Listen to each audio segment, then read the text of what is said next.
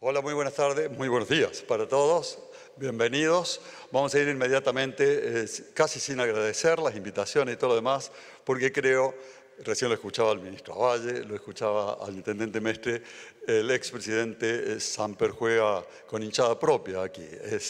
Se ha ganado previamente la simpatía de los cordobeses por sus presencias anteriores y porque es protagonista en este momento el presidente Samper de uno de los procesos más difíciles, pero al mismo tiempo más atractivos que se viven, no digo ya en la región, sino en el mundo. Es muy difícil encontrar una situación similar a la del proceso de paz del que se ha convertido en un protagonista esencial el presidente Samper.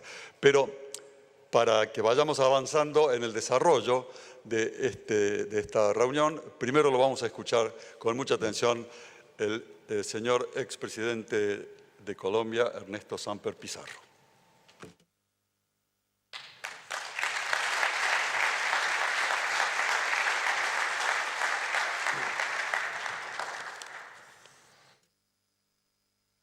Muchísimas gracias, un cordial saludo a todos ustedes.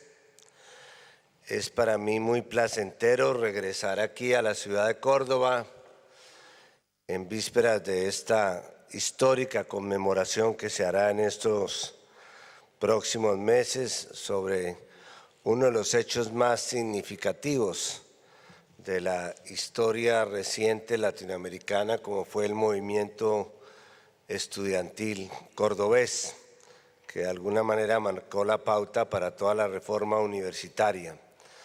Por eso cuando viene uno a Córdoba tiene que cuidar las palabras y los pensamientos porque tienen una trascendencia mucho más allá de una simple exposición local. Y vamos a hablar sobre un tema que tiene sin duda una gran importancia, que es el tema de las ciudades y del entorno de esas ciudades. Ustedes han visto cómo recientemente Cataluña ha prácticamente creado un cisma en España por unos brotes de carácter independentista mal manejados tanto de parte de los independentistas como de parte del mismo gobierno, que terminaron creando un caos en las ciudades, en la economía, que prácticamente colocó a Cataluña en una posición muy inferior a la que tenía antes de estas reivindicaciones. ¿Eso qué está significando? Que aunque es posible que el independentismo no sea el camino más adecuado para consolidar las regiones y los entes territoriales, sí está claro que existe una ansia de autonomía de parte de los entes territoriales que tendría que ser satisfecha si se pretende que esos entes territoriales cumplan un papel distinto, no solamente a nivel nacional, sino a nivel de globalización. La gente habla de la glolocalización. Cada quien tiene una idea distinta sobre lo que es la globalización. Cuando yo dicto mi clase sobre globalización en América Latina, me gusta utilizar el ejemplo de lo que fue la tragedia de la princesa Lady Di como un buen ejemplo de lo que es la globalización. Una princesa inglesa que va con su novio egipcio en un automóvil alemán conducido por un chofer belga que está borracho con un whisky escocés, perseguidos por unos paparazzis italianos que van a tomarles fotos con unas máquinas coreanas, montados en unas motos japonesas, debajo de un puente en París se estrellan, la llevan a una clínica de propiedad de unos médicos filipinos y mueren en manos de unos médicos brasileños. Esa es la globalización, una confusión de nacionalidades. Pues bien, lo único que está claro de esa globalización es que vamos de lo nacional a lo local.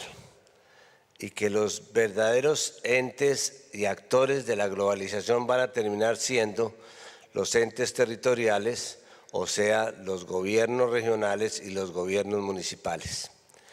¿Eso a qué me lleva? A una primera propuesta. Se necesitan unas leyes o acuerdos de ordenamiento territorial. Todavía no están suficientemente definidas las competencias entre las naciones, las autonomías regionales o las regiones o gobernaciones y las células de esa territorialidad que son las ciudades y los municipios. Si no hay esa estructura de ordenamiento territorial, y en mi país sí que se está sintiendo esa ausencia, pues no va a haber una relación armónica entre esas competencias y no se podrán enfrentar conjuntamente lo que son los desafíos hacia adelante de la globalización. Ahora bien, ¿sobre qué bases se debe definir ese ordenamiento territorial? Yo diría que a partir de 3 desarrollos de la autonomía territorial. La autonomía de las regiones para definir sus fines, la autonomía de las regiones para obtener sus medios para financiar esos fines y la autonomía de las regiones para fijar sus propias responsabilidades de gobierno. ¿En qué consiste la última, la autonomía de responsabilidades? En la elección popular, tanto de alcaldes como gobernadores. Por muchas dificultades que puedan presentar las elecciones locales, no hay ninguna manera de asegurar una representación adecuada de los municipios y de las ciudades como no sea el recurso de la democracia. Esa democracia que tiene la capacidad de elegir buenas personas, pero que también tiene la capacidad de derogar o destituir a esas personas cuando no tienen un comportamiento adecuado. Y esa delegación de la responsabilidad no se limita a elegir los alcaldes. Además, se requiere el desarrollo de nuevas formas de participación ciudadana. La gobernabilidad de los municipios está en función de la capacidad que tengan esas mismas ciudades de crear formas de participación ciudadana para acercar el ciudadano a la administración. Bien se trate de juntas comunales, asociaciones de usuarios de servicios públicos, madres comunitarias, comunidades de padres de familia. Hay que acompañar, la democracia es como una planta que hay que regarla todos los días para que no se muera. Y el agua de esa planta es la participación ciudadana. El mayor interés de los alcaldes entonces debería ser asegurar la gobernabilidad, no a través de crear más policías, de poner más policías, sino a través de nuevas pedagogías de convencimiento ciudadano que pasan precisamente por la creación de estas redes ciudadanas que son las que soportan la gobernabilidad del día a día. El segundo tema tiene que ver con la descentralización de los fines. La tarea, y sé que aquí hay gente del Hábitat, que compartimos momentos en Ecuador en la pasada reunión del Hábitat, la planificación de las ciudades no se puede restringir solamente a la planificación urbana, a definir la geometría de las ciudades, por dónde van las calles, por dónde pasan los servicios públicos, dónde cabe un parque o un hospital. Tenemos que dar un paso más allá. Los alcaldes son responsables de la planificación económica, social de sus ciudades. Ellos tienen la necesidad de definir una agenda económica y una agenda social. La agenda social está signada por la inclusión. Tenemos una región en la cual si no tenemos la gente más pobre, que está en el África, si tenemos las mayores desigualdades. El problema de la región latinoamericana es la desigualdad, no solamente la pobreza. Y si no somos capaces de reducir esas distancias de género, de clases que existen dentro de las sociedades, y eso se tiene que hacer a partir de planificación social, con mayor salud, mayor educación, mayores posibilidades de trabajo, pues simple y sencillamente las ciudades van a quedar como unos cascarones vacíos en los cuales suceden fenómenos sociales que los alcaldes no manejan. Y planificación económica, que me lleva un poco al tema que hoy nos está congregando. Miren, el mundo de hoy es el mundo de la competencia. Y el profesor Porter decía que las ventajas no nacen sino se hacen. Quien mire, por ejemplo, el caso de Japón, Japón no tiene recursos naturales, no tenía recursos agrícolas, no tenía petróleo, no tenía minerales. Y se colocó como una de las quintas economías del mundo simplemente porque compró esos recursos, los asimiló y los transformó.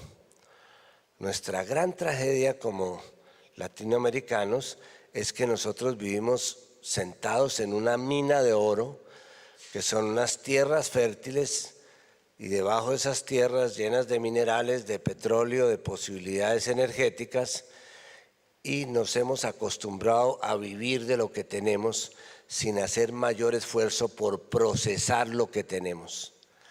Ahí es donde entra el concepto de las cadenas sociales de valor. Tenemos que ser capaces de agregarle más valor a lo que tenemos. No podemos seguir con esta política extractivista como la persona que cuando va a Navidad sale y vende la heladera o vende el televisor para poder pagar la Navidad. Nosotros tenemos que procesar la riqueza que tenemos si queremos superar esta condición de vivir sola exclusivamente de las rentas naturales. Claro, tenemos el 30% de las posibilidades hídricas, el 20% de las reservas de petróleo, el 15% de los minerales distintos. Tenemos posibilidades de trabajar el biodiesel, energías alternativas, el etanol, pero todas esas posibilidades tienen que ser planificadas y desarrolladas desde las ciudades.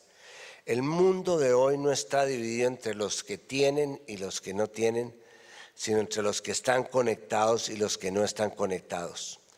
Y si nosotros no aumentamos nuestra conectividad, vamos a quedar por fuera de la globalización.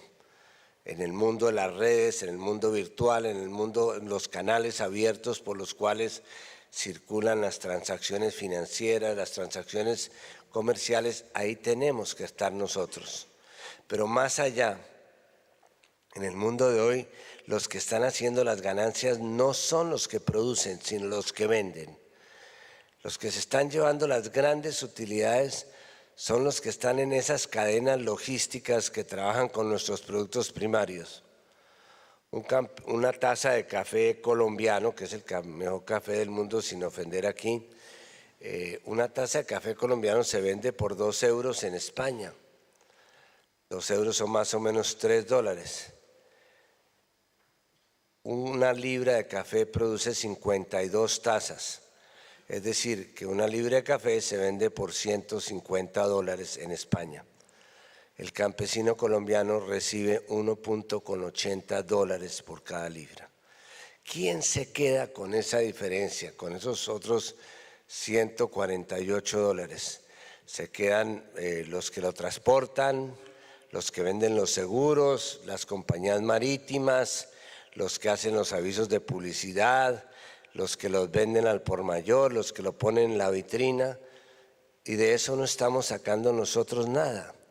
Por eso el desafío de la región es crear cadenas o encadenamientos productivos que nos permitan procesar lo que tenemos. Miremos el caso agrícola. Ustedes venden sorgo, el sorgo produce aceite, ese aceite puede ser utilizado como combustible. Hay plantas de combustible aquí en Argentina, no lo sé. El caso del trigo, también se produce harina, sobre esa harina se pueden trabajar productos. Vendemos el trigo solo o vendemos la harina. Los pequeños campesinos que producen hortalizas, la diferencia entre el precio a lo cual ellos lo venden en su finca y lo que podrían venderlo si tuvieran una cadena de frío es de 10 a 15 veces. ¿Por qué no entramos a través de encadenamientos productivos para que ellos puedan realizar más? Todo eso tiene una palabra: competitividad. Y la competitividad está en función de mejor infraestructura, de mejor conectividad, de tengamos políticas de innovación en nuestras ciudades, que le dediquemos recursos a crear formas de innovación, de producción, y a que encadenemos todos esos factores que son productivos. Por ejemplo, las compras públicas. En un seminario que hicimos en UNASUR sobre los encargados de las compras públicas de todos los países de Latinoamérica, al final llegamos a la conclusión de que ellos solos, en sus oficinitas, decidían el 25% del Producto Interno Bruto de la región. ¿Y por qué no amarrar esas políticas de compras públicas a los objetivos sociales de las ciudades? ¿Tenemos que comprar solamente el más barato o podemos comprar el que genere más empleo, el que produzca más fuentes adicionales de trabajo, el que redistribuya más socialmente? Lo mismo en las obras públicas. Es fácil para una empresa italiana venir a conseguirse una obra aquí en Córdoba licitando por debajo del precio. ¿Es necesariamente ese el tipo de obra que le va a generar más empleo a Córdoba? Más redistribución social, más fuentes de empleo, más posibilidades sociales de vida, más descentralización. No necesariamente. Por eso el tema de la época es agregar valor. No puede ser que mientras que en Europa el 70% del comercio que hacen los países europeos sea entre ellos, aquí en América apenas el 18% sea comercio entre nosotros. Y está el tema de la responsabilidad, la autonomía de los medios, que es todo el debate fiscal sobre qué viven las ciudades y de qué viven los entes regionales. Y yo creo que esta es una inquietud válida. Nada sacamos con seguir afirmando objetivos para las ciudades si estas ciudades no tienen con qué financiarlos. Y allí creo que hay que ser muy imaginativos. Hay que llegar inclusive a hablar de impuestos de renta a nivel regional, impuestos patrimoniales que no tienen por qué irse a la capital del país y volver después, mejorar las condiciones del situado fiscal. Pero hay una que yo creo que puede ser fuente de muchos recursos, no solamente activos, sino hacia adelante, que es el de sacar reformas urbanas. Al fin de cuentas, la materia prima de todas las ciudades es la tierra, y la tierra es un bien escaso, y hay que manejar bien la tierra para que esté bien repartida. Cuando ustedes establecen un impuesto de plusvalía, por ponerles un ejemplo, en que si uno cambia la destinación de un lote que se podía utilizar para fines públicos y puede compartirlo para fines privados, construyendo un edificio en un lote donde antes se iba a construir una escuela, ¿quién se debe ganar esa plusvalía? ¿El dueño del lote que le cayó como del cielo el cambio de uso? ¿O se la tiene que ganar la ciudad eventualmente compartida con el particular? Cuando yo cambio la cerca de una ciudad y extiendo el límite sobre la zona rural, ¿quién se gana el mayor valor de una área rural que se volvió urbana y se cuadruplicaron los precios? Se la tiene que ganar la ciudad. Y si yo hago un proyecto para reajustar el centro de la ciudad, igualmente eso forma parte de una política de reforma urbana en la cual las utilidades las tiene que recibir la ciudad. Es decir, hay mucho de dónde sacar con una buena política de reforma urbana. Todos estos temas y estas reflexiones los planteo porque forman parte de lo que debe ser una nueva concepción de la ciudad.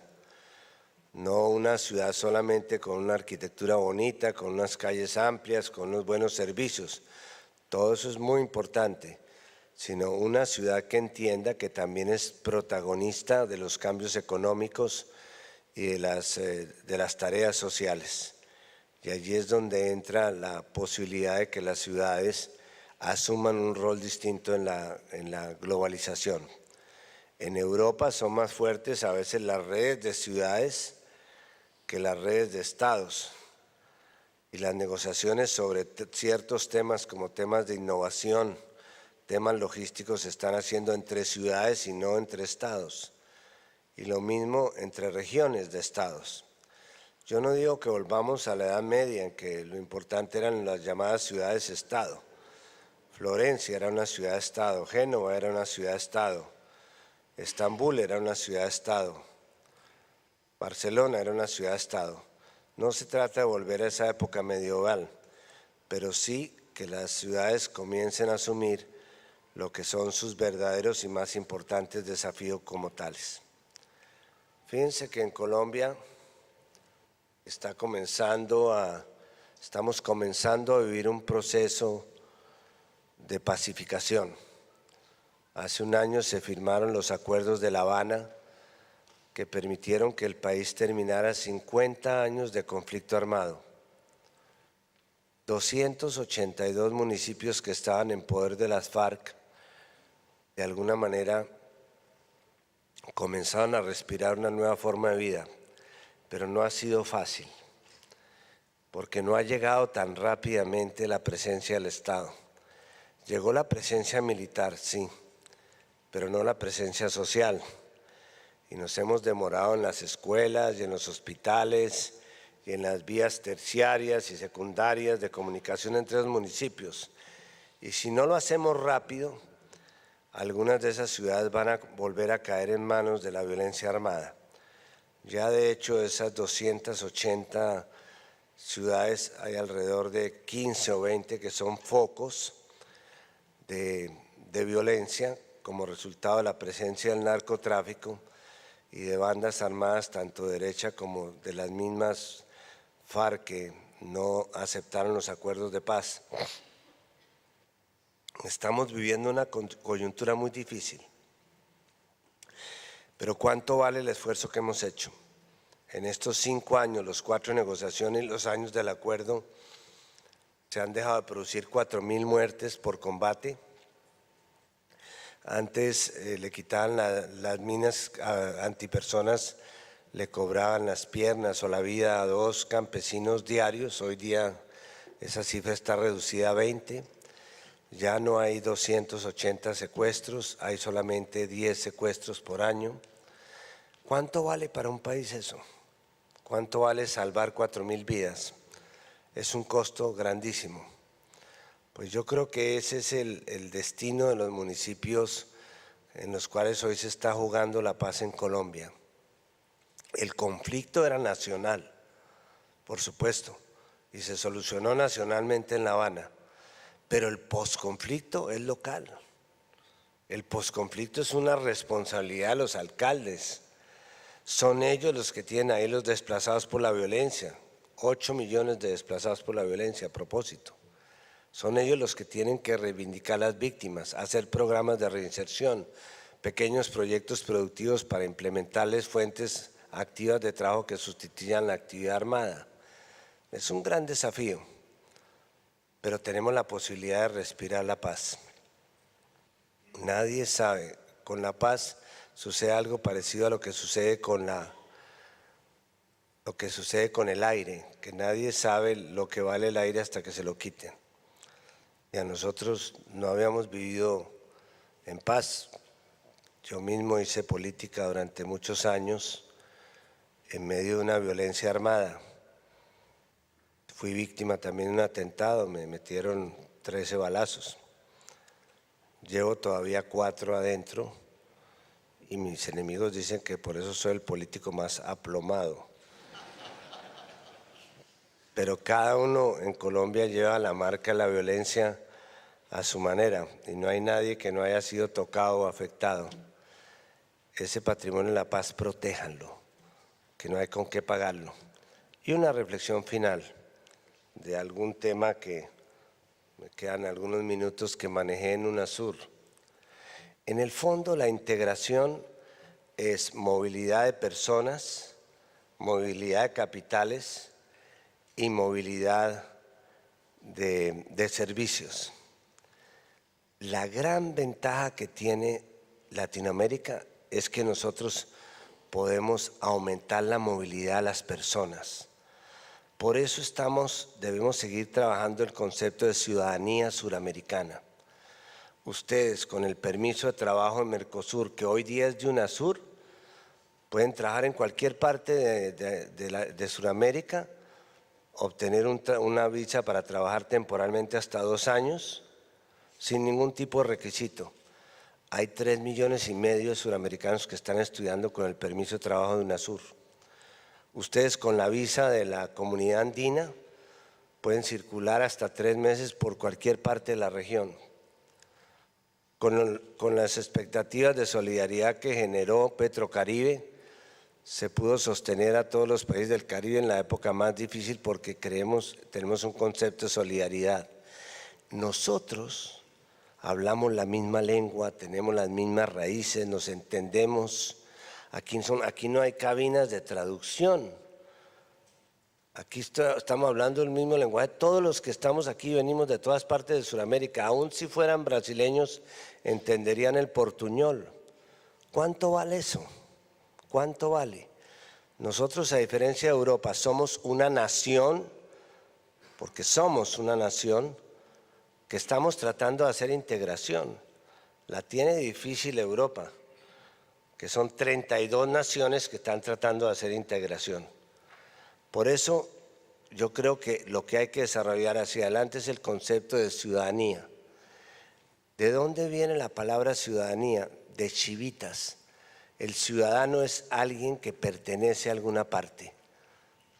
Ciudadano es de alguna parte. Y ese concepto de ciudadanía nos da para mucho. Por ejemplo, para facilitar la movilidad académica, que un estudiante colombiano pueda terminar su bachillerato aquí en Argentina, que un profesional venezolano pueda ejercer la medicina en Chile, que un profesor uruguayo pueda ir a enseñar a Brasil, la movilidad académica, la movilidad al trabajo, que un trabajador de Córdoba se pueda retirar a vivir en Cartagena de Indias. Es decir, crear un concepto de movilidad. ¿Por qué tenemos que salir a buscar lo que no se nos ha perdido por fuera de la región? Aquí están las posibilidades. El 67% de los latinoamericanos, cuando les preguntan dónde quisiera desplazarse, dicen que a un país latinoamericano. Los latinoamericanos quieren salir de la región, quieren quedarse en la región. ¿Y eso a qué nos lleva? A tener un tratamiento diferente con los migrantes. Nosotros en América Latina somos tan solidarios entre nosotros mismos, tenemos que dar ejemplo de un trato civilizado a los migrantes. ¿Por qué criminalizar a los migrantes? Esos 8 millones de latinoamericanos que viven en Europa y los maltratan, o a esos 40 millones que viven en Estados Unidos que el señor Trump los está cogiendo hoy a trompadas. ¿Por qué? Nosotros tenemos que reconocer que así como se puede permitir la libertad del trabajo, que circule el trabajo, la plata, las mercancías, la tecnología, nosotros tenemos derecho a reclamar que circule libremente las personas y que no haya migrantes en tono despectivo, sino que haya ciudadanos del mundo y empezar con los ciudadanos suramericanos.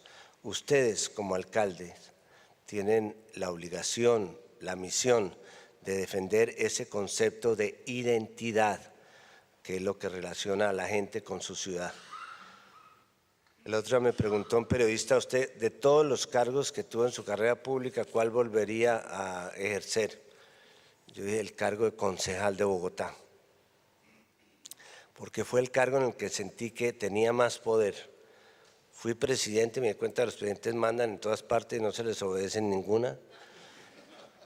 Pero cuando uno está en el poder local, se le obedece porque la persona que lo ve a uno y le pide el agua, no me llegó el agua, no llegó el transporte, tiene la posibilidad de que permanentemente le estén exigiendo. Esa relación, ese poder que uno siente porque está en contacto con el ciudadano que se puede beneficiar o no beneficiar, eso no hay con qué pagarla. Por eso los miro a ustedes con mucha envidia, porque quisiera volver a terminar mi carrera donde ustedes en este momento están trabajando. Muchas gracias.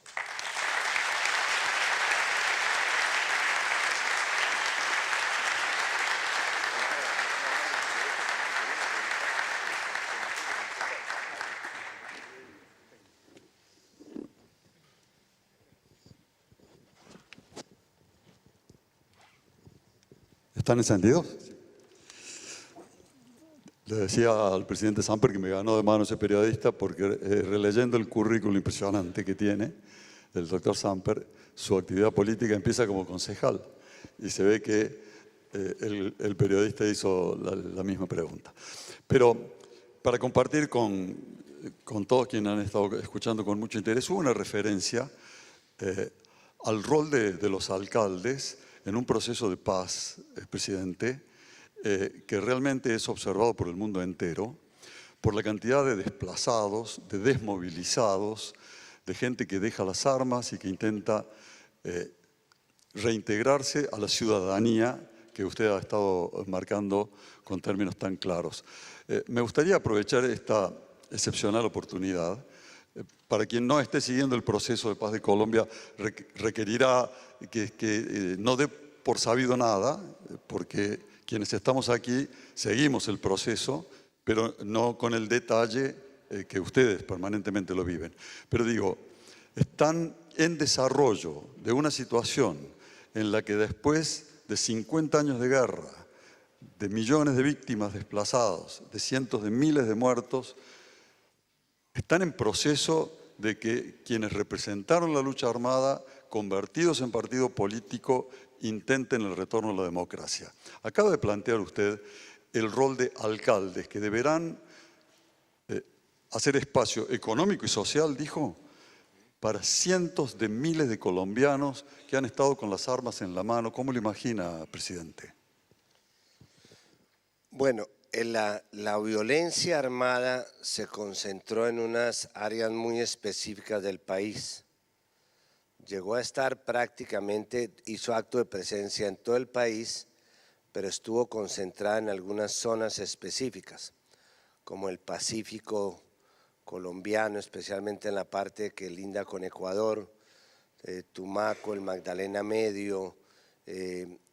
Hubo también una coincidencia entre cultivos ilícitos de coca y presencia armada, y de alguna manera el narcotráfico fue el común denominador de la financiación de las distintas formas de violencia.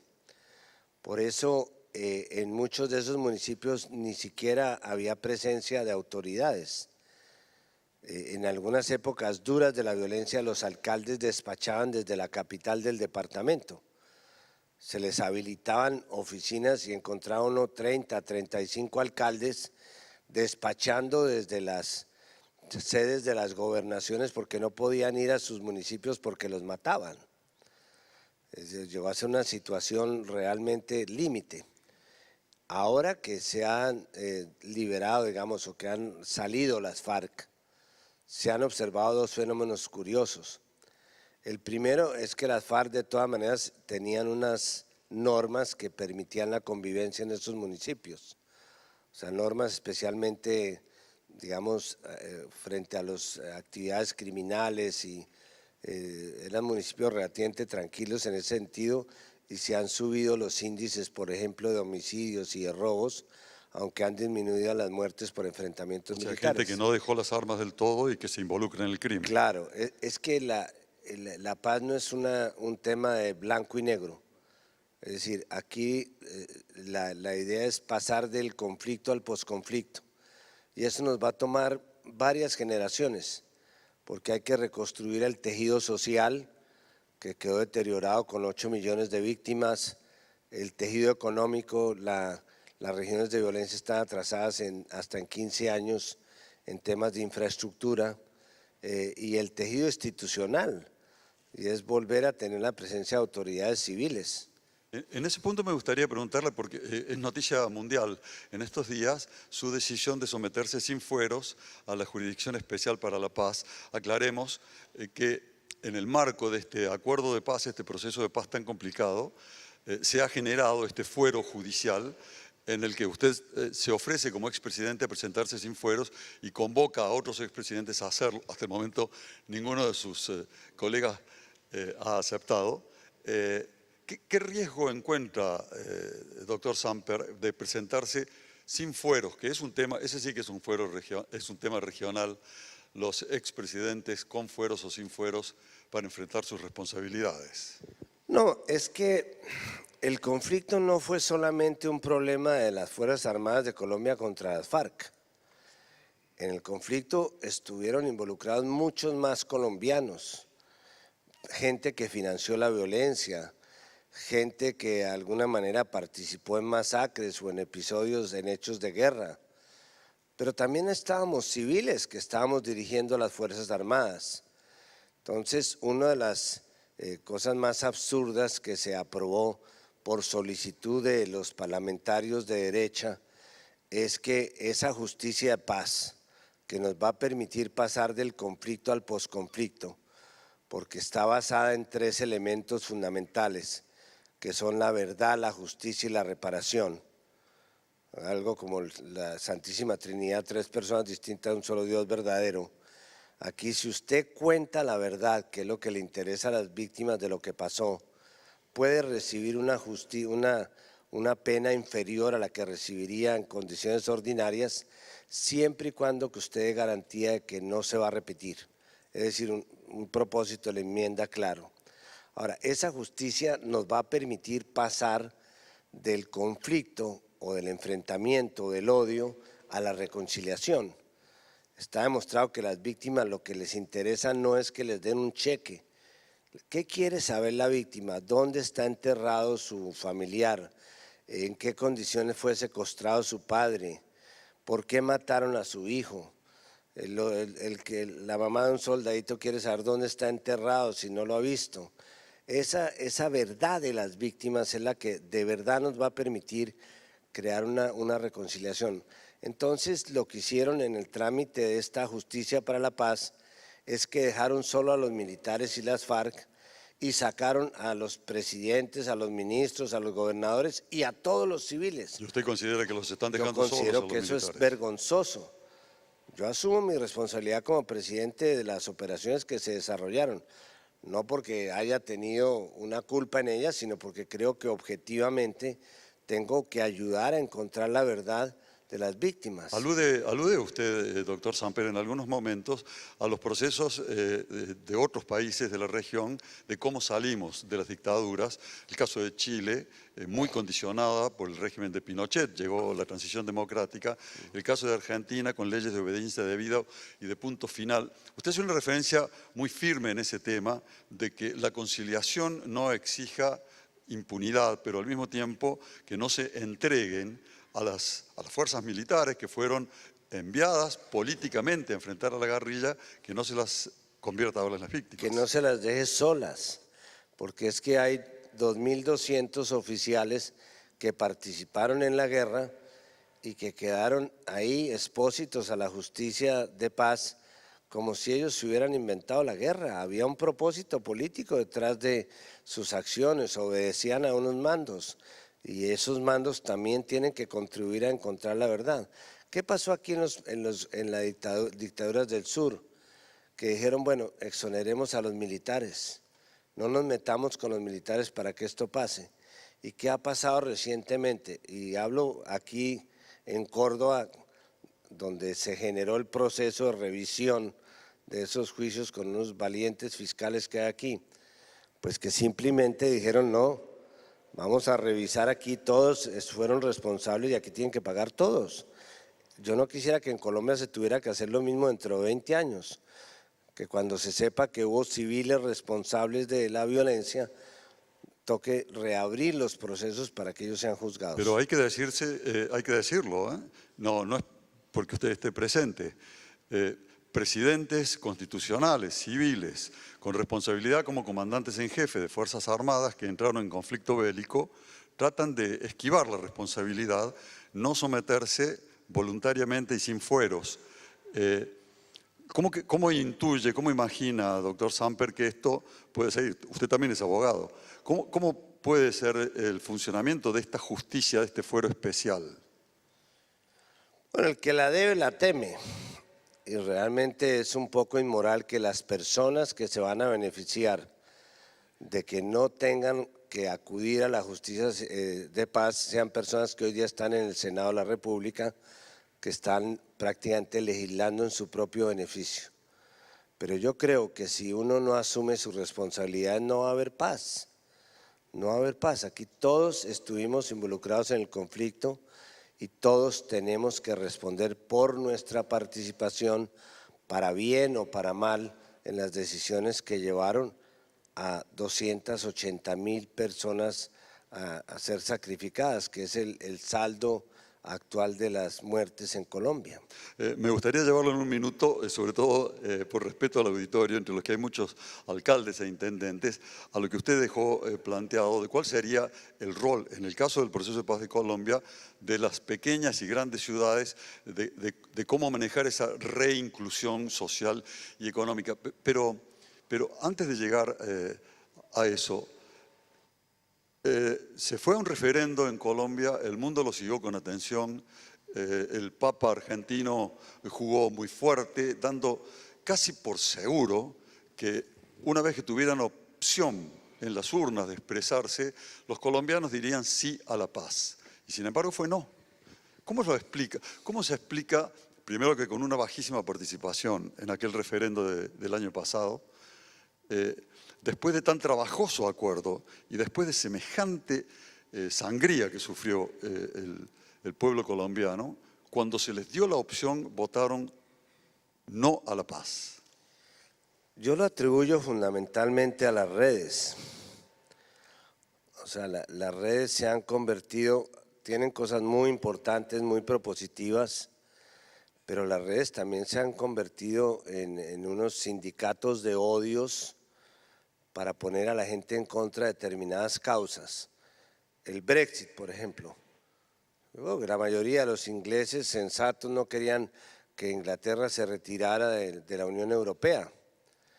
El señor Trump, creo que muchos están arrepentidos de haber elegido al señor Trump en los Estados Unidos. ¿Por qué fue elegido? Porque las redes convocan los odios. Y en el caso de Colombia no fue distinto. Ahí lo que hubo fue un sindicato de odios cruzados, porque la gente no estaba en contra de la paz. El 82% de los colombianos el día antes del referendo decía que estaban con la paz, pero estaban contra el gobierno, contra los impuestos, contra la suegra, o sea, cada cual fue a votar en contra de Con la alguien. suegra no hay paz posible, dicho sea de paso, sin voto. Pero ahora hay que reincorporar a esos cientos de miles porque el proceso de paz, a pesar del referendo, continúa. Va a haber elecciones en mayo, usted no va a ser candidato, pero va a ser candidato, por ejemplo, Timochenko. O sea, no se puede creer, bueno, Uruguay ha tenido un presidente Tupamaro, Colombia va a tener un candidato que ha sido el comandante de la FARC.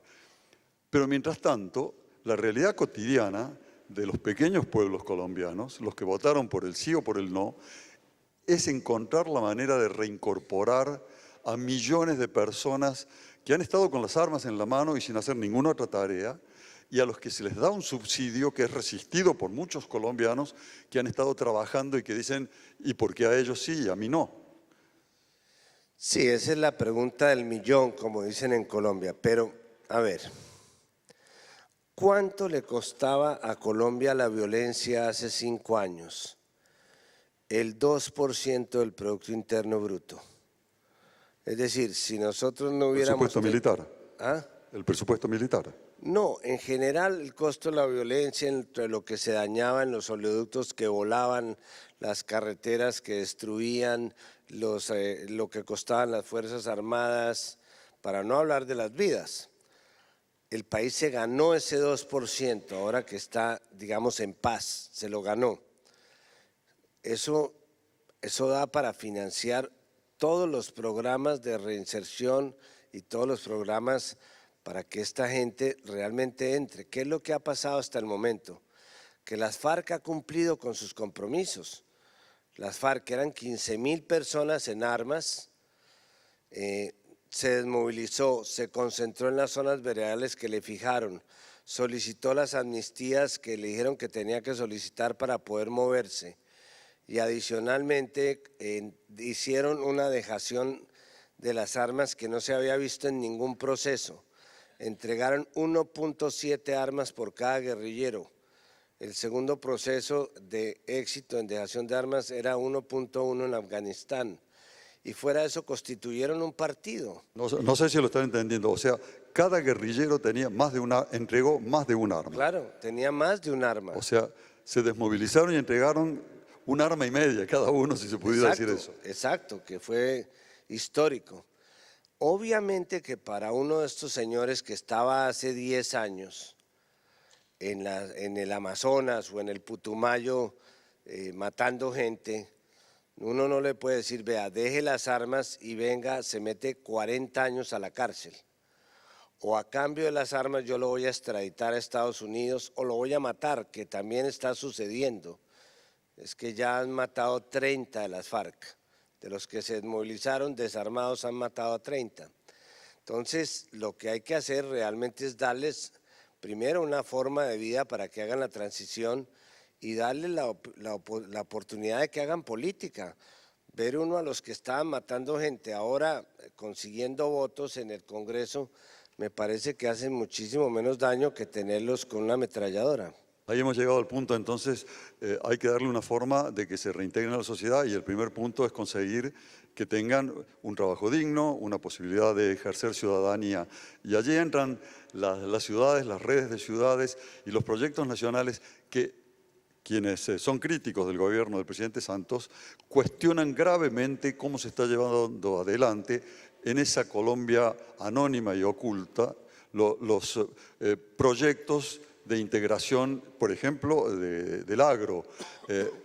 ¿Mantiene la expectativa, el optimismo sobre que eso sea viable o va a pasar, como usted mencionó, que puede ocurrir que muchos de los que se han desmovilizado y desarmado vuelvan al crimen por falta de alternativas? No, es que aquí es donde se ve uno que no hay todavía una concepción desarrollada en los poderes centrales sobre cuál es el papel de los alcaldes.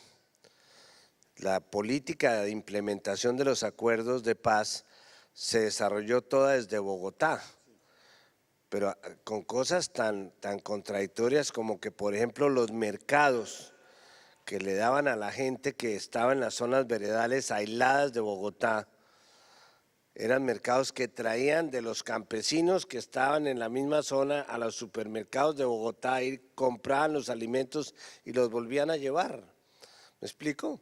O sea, todavía estos países son muy centralistas, somos muy presidencialistas. Yo creo que lo que más le convenía a los alcaldes, eso se me quedó entre el tintero, serían unos regímenes semiparlamentarios, en que hubieran unos consejos y unos alcaldes que funcionaran como unos primeros. Pero en la medida que tenga dependencia presupuestaria como la tienen nuestros alcaldes, no hay autonomía que valga, presidente. Claro, hay que complementar las dos cosas. Por ejemplo, yo estaba en contra de la reelección presidencial. Además son los locos los que pretenden, por lo menos en Colombia, que los reelijan. No hay nada más grato que ser expresidente. Si uno pudiera ser expresidente sin ser presidente, sería maravilloso, porque uno sale rodeado de enemigos. Pero yo creo que los alcaldes deben ser reelegidos indefinidamente. Si un alcalde tiene la posibilidad de mostrar que hizo una buena alcaldía, ¿por qué tienen que cambiarlo cada 3 años, a cada 4 años? Yo creo que es de las cosas que ayudarían a que los alcaldes de alguna manera tuvieran un mayor protagonismo político. Las obras que hace un alcalde no tienen nada que ver con el orden público ni con la política monetaria. Un alcalde se compromete a hacer una obra y eso la gente lo juzga por la obra, porque hizo el acueducto, porque terminó el parque, porque creó un parque industrial para generar trabajo. La gente lo juzga por las obras, no por las políticas. Antes que los organizadores me echen. No se echen. No, pero a usted lo van a seguir queriendo. Yo me quedo. Usted hizo abundantes referencias a la región y algunas muy atractivas, ¿no? La referencia que los latinoamericanos, si nos dan la opción, nos quedamos en Latinoamérica, no nos subimos a un barco para desembarcar en el sur de Italia. Y también hizo referencias a las riquezas que tenemos en la región y la necesidad de encontrar la manera de generar valor agregado para que no sigamos entregando cueros y nos devuelvan zapatos como es la tradición argentina. Pero sin embargo, la región latinoamericana no logra un mínimo de integración, seguimos mirando con el Mercosur para un lado y con la Alianza del Pacífico para el otro. Se han reunido hace muy poquito los presidentes de Colombia y de Argentina y firmaron un montón de papeles y juraron un montón de cosas que después suelen quedar en nada.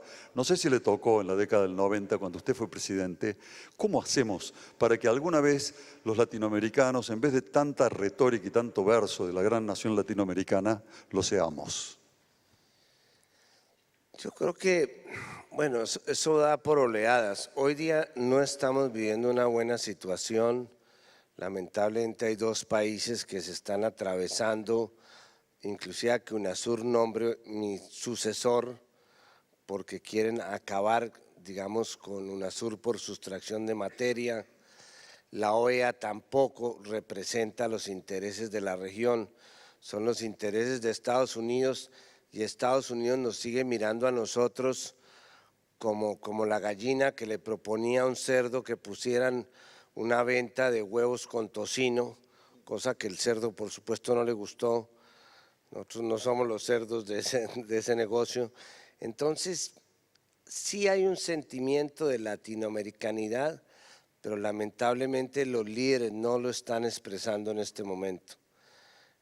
La gente sale que nos vamos a integrar con el Pacífico, con la China, que vamos a buscar si Europa nos tira un mendrugo de pan. Por favor, si es que las posibilidades de desarrollo están aquí. Pero las de mercado están allá. ¿Cuánto giran los latinoamericanos a sus hogares aquí en remesas?